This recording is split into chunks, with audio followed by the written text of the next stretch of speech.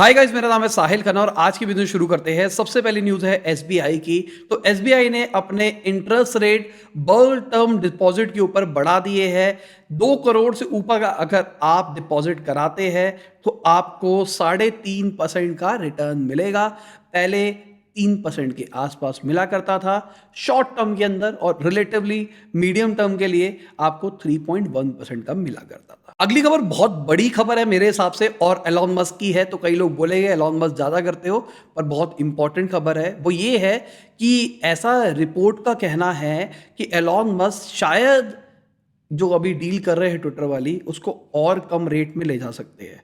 मैंने आपको कुछ न्यूज़ पहले बताया था कि इस डील के अंदर एक क्लॉज रखा गया है कि अगर कोई भी पार्टी बाहर एग्जिट करती है तो उसको $1 बिलियन देना पड़ेगा। पर अगर हम एलॉन मस्क की बात करके चले तो एलॉन मस्क के पास में इस टाइम पे सारे पत्ते हैं। अगर एलॉन मस्क छोड़ के जाते हैं तो उनको $1 बिलियन देना पड़ेगा, पर ट्विटर 50% से ज़्यादा गिर सकता है, ऐसा रिपोर्ट कह रही है। तो अगर एलॉन मस्क चाहे तो इसको और बेटर तरीके से रीनेगोशिएट कर सकते हैं डील को।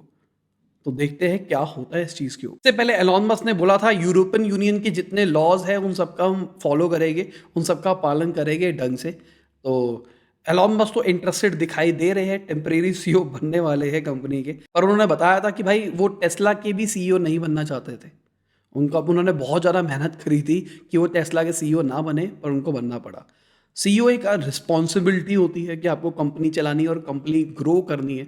और सीईओ एक तरह का एम्प्लॉई होता है कंपनी का, जिसका गोल होता है कि कंपनी के ढंग से ऑपरेशन सारे के सारे चले और कंपनी ग्रो करे। अगली खबर एयरबीएनबी के जो सीईओ है ब्रेन चस्की जी, उन्होंने बोला कि जिस तरीके से अभी हम वर्क प्लेसेस के बारे में सोचते थे, अब वो सब बदल चुकी है। जब से ये वायरस सिचुएशन आई है, वर्क फ्रॉम होम वाला कल्चर आ गया है। उन्होंने अपने एम्प्लॉयज़ को कुछ टाइम पहले कहा था कि वो परमानेंटली वर्क फ्रॉम होम कर सकते हैं किसी भी लोकेशन से, दुनिया के किसी भी कोने से। अगली खबर एल सल्वाडोर के प्रेसिडेंट ने अनवील करी बिटकॉइन सिटी। तो ये पहली कंट्री थी जो कि ऑफिशियली बिटकॉइन एक्सेप्ट करना रख रही थी। तो अब उस सिटी को भी अनवील किया गया है जहाँ पे ऐसा कुछ होने वाला है।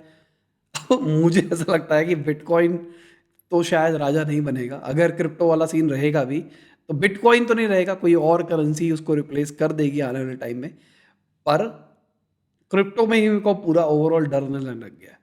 बाकी कभी किसी क्रिप्टो वाले फाउंडर को लाएंगे तो उनसे और डिटेल में क्वेश्चनिंग करेंगे और जानेंगे किस तरीके से क्रिप्टो काम करती है। अगली खबर जोमेटो की है। तो जोमेटो की मार्केट कैप बहुत ज़्यादा घटती जा रही है। अगर आप ओवरऑल देखोगे, जब से शुरू हुआ है तब से भाई बहुत ही खतरनाक लॉस के अंदर है। हाँ, स्टार्टिंग के अंदर जब खुला था तो बहुत बड़ा हुआ था, उसके बाद में धीरे धीरे घटता घटता घटता नीचे आता चला गया।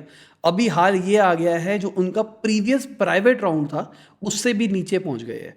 प्रीवियस प्राइवेट राउंड का मतलब समझ रहे होगे आप, मतलब जो पहले उन्होंने प्राइवेट फंडिंग ली थी, जो इक्विटी दे के आईपीओ से पहले फंडिंग ली थी, उससे भी नीचे पहुंच गया। अगली खबर जेएसडब्ल्यू ग्रुप के जो चेयरमैन है, उन्होंने बोला कि वो $7 बिलियन की बिड करने वाले हैं अंबुजा और एसीसी के लिए, अंबुजा सीमेंट और एसीसी के लिए। और अगर हम खरीदने की ही बात कर रहे हैं तो फाइजर बाय करने वाला है बायो हेवन को $11.6 बिलियन के अंदर। ये उनकी बिगेस्ट डील होने वाली है 2016 से। अगली खबर, सिंधिया जी ने बोला कि जो यूएस और कनाडा की इलेक्ट्रिक एविएशन वाली एयरक्राफ्ट वाली कंपनी है, वो इंडिया के अंदर फैक्ट्री सेटअप लगा सकती है। बहुत अच्छी चीज़ है अगर ऐसा भी होता है तो हमारे यहाँ पे प्लेन भी बनेगी इलेक्ट्रिक वाले, हमारे यहाँ के लोग वो सीखेंगे।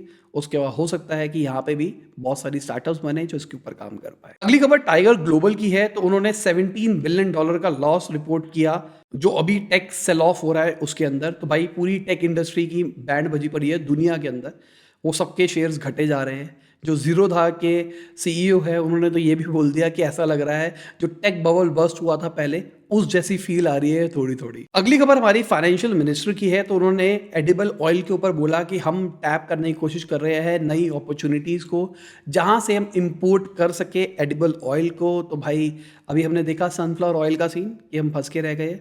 अब देखते हैं क्या होता है। पाम ऑयल भी फंस के रह गया है क्योंकि इंडोनेशिया ने, जो सबसे बड़ा प्रोड्यूसर था, उसने अपने पाम ऑयल के एक्सपोर्ट को रोक दिया है। सनफ्लावर वॉर के चक्कर में रुका पड़ा है। तो अब देखते हैं क्या होता है क्या नहीं होता है, और गवर्नमेंट कैसे ऑल्टरनेटिव्स निकालती है, क्योंकि महंगाई बढ़ रही है और ऑयल एक एसेंशियल पार्ट है, खाने वाला भी। ऑयल पेट्रोल वाले में तो दिक्कत आ ही रही है, खाने वाले के अंदर भी।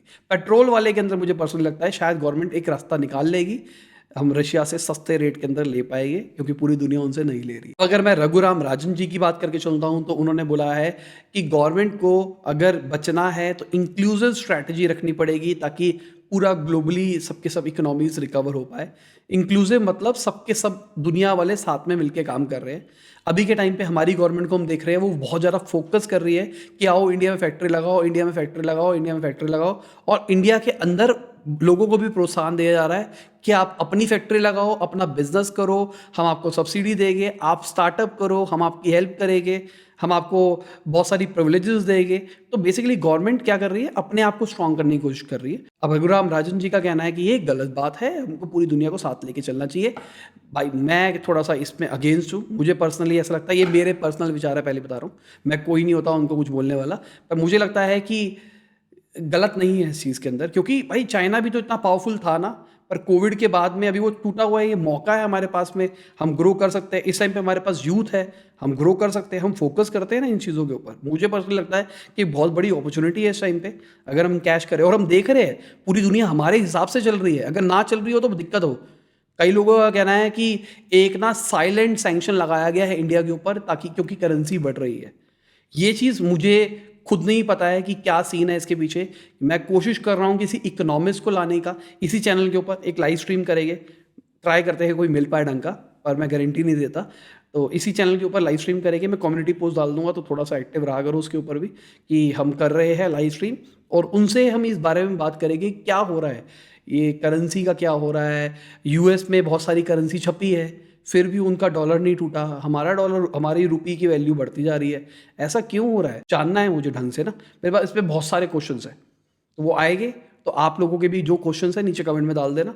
अगर कोई आएगा इकोनॉमिक्स वाला तो मैं उनसे वो सारे क्वेश्चन भी पूछ लूंगा। अगली खबर सीबीआई की है। तो सीबीआई ने 8 जगहों पे रेड मारी है, जम्मू कश्मीर, श्रीनगर, मुंबई जैसी लोकेशन पे, क्योंकि जम्मू एंड कश्मीर बैंक का स्कैम निकल के आ रहा है। ईडी ने क्वेश्चन किया जम्मू कश्मीर के जो फॉर्मर सीएम थे ओमर अब्दुल्ला जी, उनको भी पकड़ा गया है इस चीज के अंदर। तो देखते हैं गवर्नमेंट क्या करती है। पहले तो जम्मू एंड कश्मीर बहुत क्लोज था ना, अब तो ओपन हो गया धारा हटने के बाद में। अब गवर्नमेंट के पास में सारे कंट्रोल है वहां पे, अब ईडी जाके कुछ भी कर सकती है। अगली खबर कैनरा बैंक की है। तो उसके अंदर भी कुछ इंटरनल इन्वेस्टिगेशन पता लगा है कि 3.9 करोड़ का कुछ घोटाला निकल के आया है।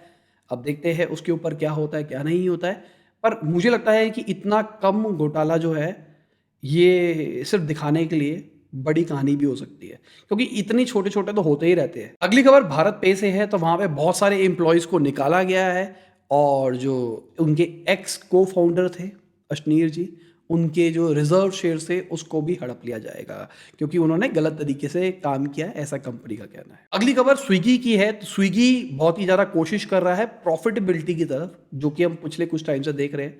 जोमेटो का आईपीओ आया, सुनने में आ रहा था स्विगी का भी आईपीओ आएगा, पर जोमेटो का आईपीओ अभी थोड़ा नेगेटिव चल रहा है, तो स्विगी का आईपीओ आएगा तो वो भी नेगेटिव ही रहेगा। तो इसलिए स्विगी कोशिश कर रहा है शायद मैं ढंग का प्रॉफिट लेके आऊँ मार्केट में, अच्छे फाइनेंशियल्स के साथ में उतरूँ।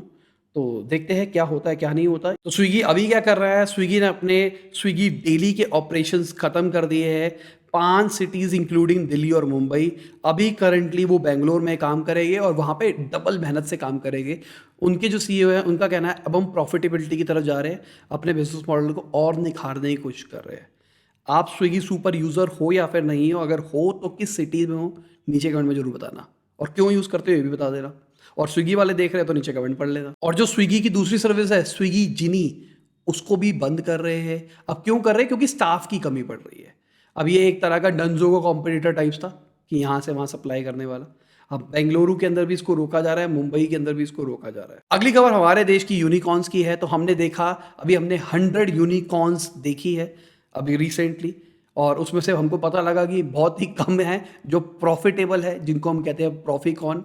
और मजे की बात क्या है, जो टॉप 3 मोस्ट प्रॉफिटेबल कंपनीज है ना, वो तीनों की तीनों बूटस्ट्रैप्ड है। जो उनके प्रमोटर्स हैं उन्हीं के पास में सारी इक्विटी है। जोहो, जीरो था, और मूव सिग्मा। जो मूव सिग्मा है उसको पहले वेंचर कैपिटलिस्ट ने फंड कर रखा था, उसके बाद उनके फाउंडर्स ने उनसे खरीद लिया अपनी कंपनी को। तो बढ़िया चीज़ है यार ये। अगर इन चीज़ों को देखा जाए तो लगता है कि फंडिंग नहीं लेनी चाहिए। फंडिंग ना लेके भी आप अच्छा प्रॉफिटेबल बड़ा बिजनेस बना सकते हो। अगली खबर ओला इलेक्ट्रिक की है। तो उनके सीईओ ने बोला कि जो फायर लग रही है ई स्कूटर्स के अंदर वो बहुत ही ज़्यादा रेयर है, बट ये फ्यूचर के अंदर भी हो सकती है।